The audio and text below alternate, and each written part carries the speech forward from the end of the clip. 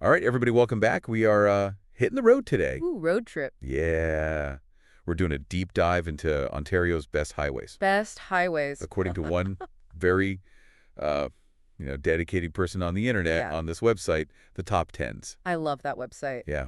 It's uh it's a fascinating list, so Yeah. we're going to take a look and see what they thought were the 10 best highways in Ontario. All right, I'm ready. Buckle up. Okay, so before we get into the specific highways, right, but because there's a lot of different kinds of highways in Ontario, hmm can you give us just like a quick breakdown of how they're numbered? So there are three main kinds of highways in Ontario. You've got the Trans-Canada Highway, the iconic TC. You've got autoroutes connecting us to Quebec with AR. And then you've got the provincial highways, PR, which make up the bulk of this list. So think of those prefixes as kind of like road signs themselves pointing you in the right direction. Oh, okay, I like that. Like little hints. Yeah, exactly. Okay, so the number one highway on the list Okay. is the 401. Okay, the 401, that makes sense. That's a big one, right? Yeah, yeah, it's a provincial highway, Mm-hmm.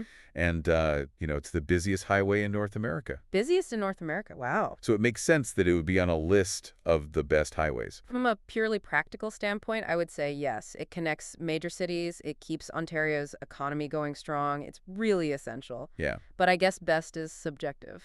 Yeah, I mean, have you ever driven on the 401? Oh, yeah, I have. It can be a bit of a nightmare sometimes. Especially during rush hour, you're not wrong. It's definitely not the most scenic or relaxing drive, Right, unless you enjoy brake lights as part of your scenery. right. So, okay, so that brings us to the number two highway on the list, All right, what's number two? which is Provincial Highway 11. 11. Yeah, and that one goes north-south. Okay. So it's a totally different vibe than the 401. Yeah, I would imagine so. Much less traffic, I bet. I would think so, yeah. And I think this is where the best really comes down to personal preference, because this one is probably on the list for its scenery, right? Yeah, I mean, if you're talking about scenic routes, Highway 11 running through the Canadian Shield, that's got to be up there. Imagine cruising alongside those beautiful granite outcroppings, dense forests.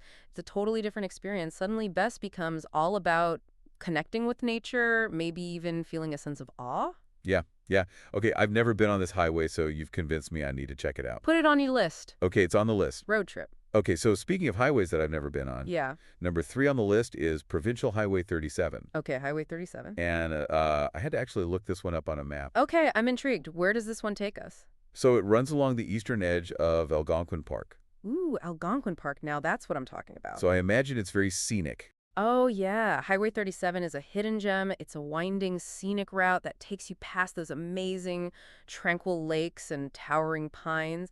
You might even get a glimpse of wildlife. So, yeah, if Best is about escaping the hustle and bustle and just getting away from it all, I can see why it made the list. Yeah, for sure, for sure.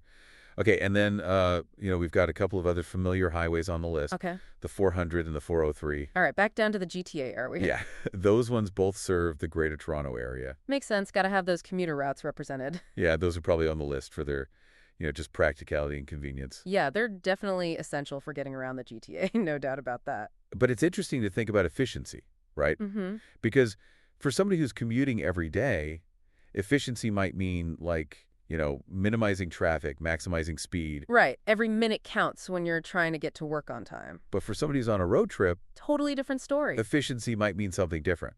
Yeah, it might mean well-placed rest stops, gas stations, maybe scenic lookouts along the way. Yeah, yeah. So it all depends on what you're looking for in your driving experience. Exactly.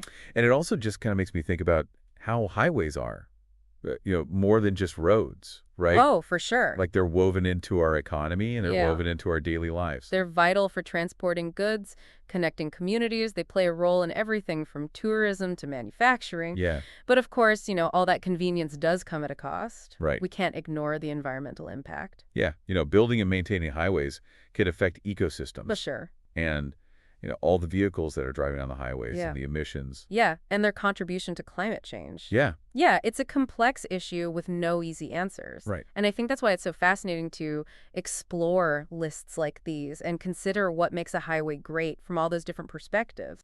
Yeah, for sure. For sure. Okay, so I want to hear from our listeners now.